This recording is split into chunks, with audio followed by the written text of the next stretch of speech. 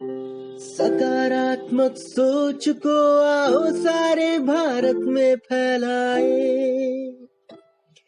सकारात्मक ऊर्जा का आओ सब में संचार कराएं। ऐसा ना हो कि हम अपनी जिम्मेदारी भूल न जाएं।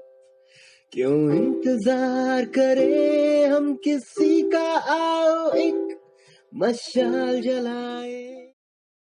आरजेएस जय हिंद के नारों से अपना देश जगाए, आरजेएस वंदे मातरम से सारी सरकार जगाए। आज़ादी के अमृत गाथा महोत्सव के तहत आज हम अपने वेबिनार के 100वें पड़ाव पर आपसे मुखातिब हैं और यह हम सब के लिए अत्यंत गर्व की बात है कि आज इस 100वें पड़ाव पर हम महापुरुषों को श्रद्धांजलि अर्पित कर रहे हैं।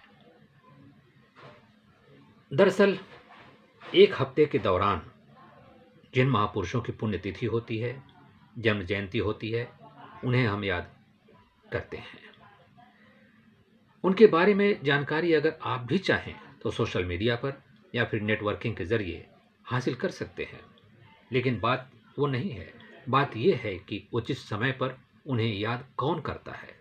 जी हाँ, हम करते हैं अपने इस आरजेएस के सम्मानित मंच से। इस कड़ी में सबसे पहले हम अपनी श्रद्धांजलि अर्पित करेंगे आचार्य विनोबा भावे जी को, जो कि एक स्वतंत्रता सेनानी थे, गांधीवादी नेता थे। 15 नवंबर आपकी पुण्यतिथि है।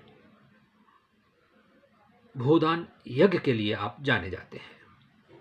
जमींदारों भूमिदारों से भूमि लेकर के, जमीन लेकर के और गरीबों को दान कर देना, यही था आपका भूदान, जिसे आपने यज्ञ का नाम दिया भूदान यज्ञ।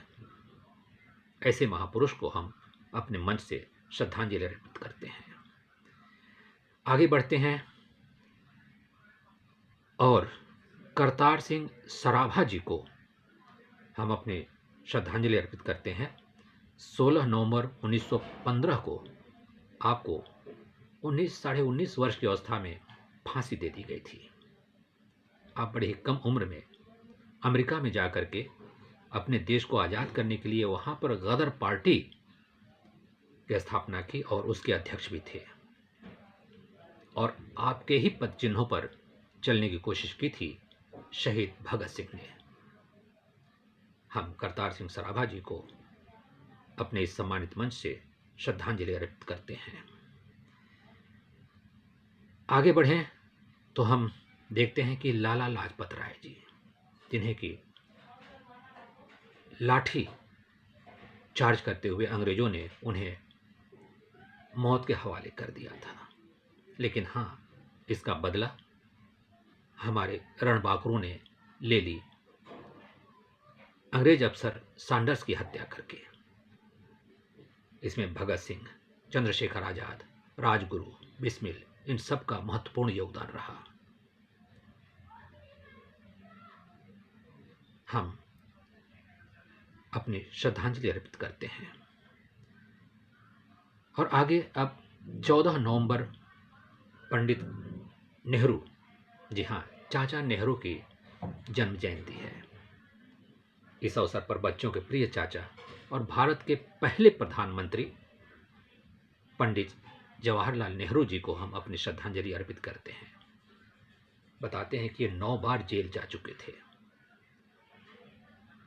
स्वतंत्रता सेनानी तो थे ही, अपने राजसी ठाठ बाट को त्याग करके इन्होंने आज़ादी के आंदोलन में अपने आप को झोंक दिया।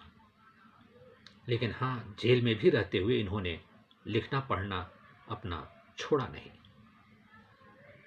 कई कहानी, कई प्रसंग लिख डाले, 3 किताबें लिखी, जिनमें की सबसे प्रसिद्ध इनकी रचना मानी जाती है डिस्कवरी ऑफ इंडिया, जिसे भारत एक खोज कहते हैं, जिसे दूरदर्शन ने भी अपने धारावाहिक के माध्यम से इसे दिखा चुका है।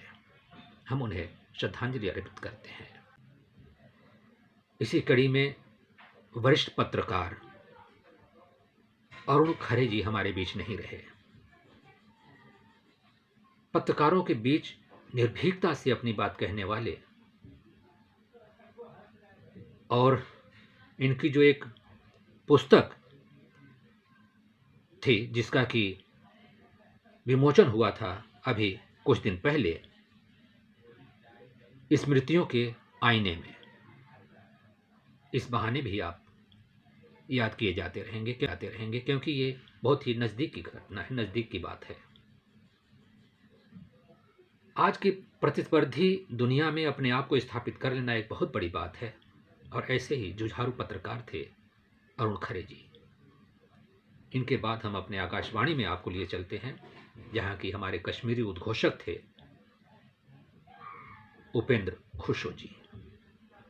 क्या सरल व्यक्तित्व, रंगकर्मी, रेडियोकर्मी तो थे ही, नाटकों में भी आपको याद किया जाता है क्योंकि आप मंच प्रेमी थे ही और इतने मिलनसार, इतने घुल मिल जाने वाले इंसान थे कि आपको भूलना मुश्किल है।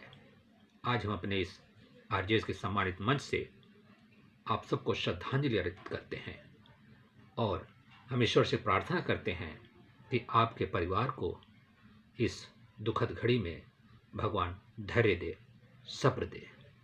लेकिन हाँ, आरजेएस परिवार में आप शामिल थे और शामिल रहेंगे।